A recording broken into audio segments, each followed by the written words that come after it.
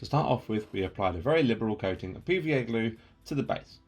And we applied this again in quite a large quantity to begin with, and then once we're happy with how the coverage is, we then took the chance to scrape off the bulk of it so as not to get any unusual lumps and bumps once we coat with sand. The base was then fully submerged in our fine modelling sand. Now, any kind of playground sand or modelling sand will be fine for this, as long as it's a fine grade rather than coarse or rough grade. Once the PVA glue had dried, we mounted the base to a spraying stick, our andril of painting if you will, and we made sure to give it a vigorous, thorough coating of Chaos Black, trying to rotate around all the angles to get a nice even coating around all the different sides of the base. Now, for a desert themed base, we can't work directly off a black background, so what we did is we coated the sand with a slightly thinned down base coat of Steel Legion Drab. Now we're looking for an approximate split of Steel Legion Drab thinned down with about 50% Lamium Medium to make sure this gets in all the creases, crevices and all the little recesses of the sand to make sure we get a nice thorough coating.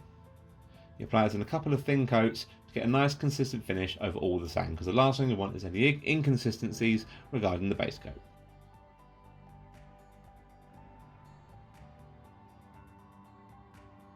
Once this was dry, we applied a very thorough dry brush using Baylor Brown, and we applied this in a circular motion over all the base. Every now and then we change direction to make sure we get as much of the sand coated with this base coat to get a nice consistent finish for our first initial dry brush stage.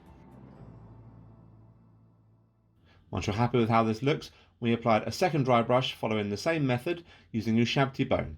Now the Ushabti Bone isn't as stark a contrast as the Pallid Witch Flesh would be at this stage normally. It brings the tone up quite nicely, quite naturally through a mid-stage section before we get to the final highlight stage. And finally, when you're happy with how this looks, we applied a very light dry brush over the top of everything with Pallid Witch Flesh. At this stage, you're looking at picking out just the tops of all the sand areas and just providing that nice little pop of colour in amongst the base coating layers. At this point, you can decorate the base however you want. For any kind of desert or wasteland themed base, we recommend quite a yellowy grass, almost a dead grass, as this is what we thought matched the hues and tone of the base and gave that nice deserty, dead, sun-bleached, dry grass effect that we were trying to achieve. You want to apply a nice thick layer of PVA glue to the underside of the grass tuft you're using. This makes sure that it affixes properly to the base and all the PVA glue can seep in amongst all the sand recesses and give a nice solid bond once dried. But grass isn't merely enough for a desert base. If you want that little bit of extra pop for a base like this, we applied more PVA glue, this time directly to the sand, and we applied some Army Painter Battlefield Rocks just in small patches to the base away from the grass, just to give it a little bit of extra authenticity when it comes to a desert or wasteland base.